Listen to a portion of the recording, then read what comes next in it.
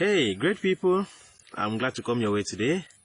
I know you are fine and look forward to meeting you someday, and I wish you all the best. We have been talking about enjoying or enduring marriage, and to this point, we have shared some tips which I believe will help us. We're talking about in-laws and a newborn baby in the family in the form of a bride or a groom. And I just want to add this, that groom or bride only respond to the attitude of family members. She is new into the family, he is new into the family, and doesn't really know how everybody behaves. But the way you behave determines how she will respond or treat you, right? Because she will just discover a lot of things. And if you are nice, she'll be nice, and sometimes you are not nice, they may continue to be nice, but that niceness will be full of a lot of carefulness, right? They will not be free.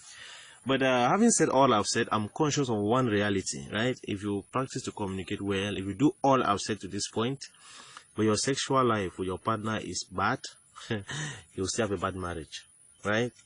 And the reason why I'm doing this particular episode is to tell us that from the little experience I have with talking with couples and friends who are married and other people, even elders that have gone ahead of me in counseling, will tell you that when it comes to married people, most of their problem is related to the bedroom life, right? Sexual discrepancy, or dead sex, cold sex, or when the guy is ready, the woman is not ready. When the woman is ready, the guy is not ready. Or the woman be complaining, yesterday you had sex, today you want sex, every day you want sex, and all the like. And so there is all these problems, and that finally they amount to some kind of divorce. But there's one reality I want to share with us, because I want to be frank, right? This is simply because of lack of understanding for both parties. The way God created us, He made us with some difference.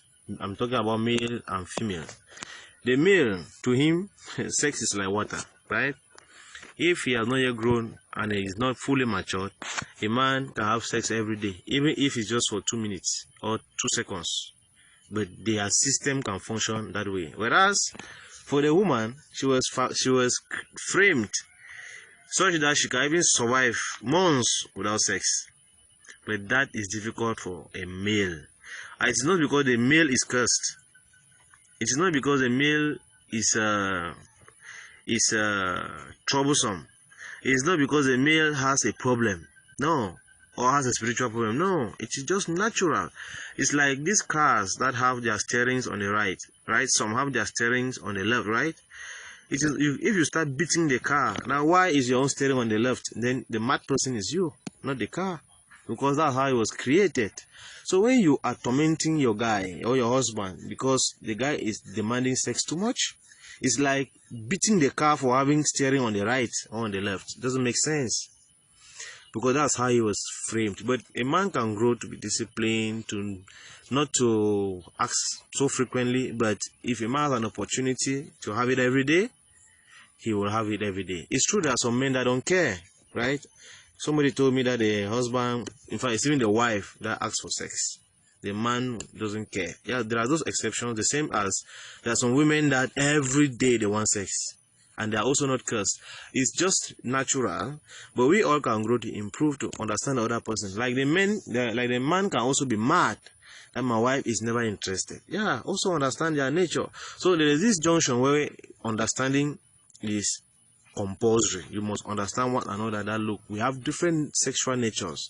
The frequency, the percentage is high in one, and it is in men more than in women. And God just made it like that. And let me tell you, one time I was really worried about this, because I was wondering why is this tough on men. And this got me thinking, but the conclusion I finally got that gave me peace was, God gave it to man more because of the temperament of man, and gave it to women less because of the temperament of women. Even when you are married and your wife is sexually hungry, she will never open her mouth and say, honey, come, please, I need you now. She will never, right? She prefers to throw her legs around to pass the message in another form, but she will never open her mouth to say she wants sex.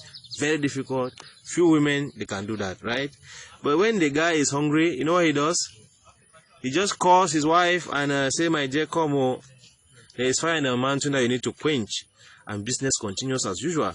So it is not a curse. Now imagine if the frequency was high in the woman.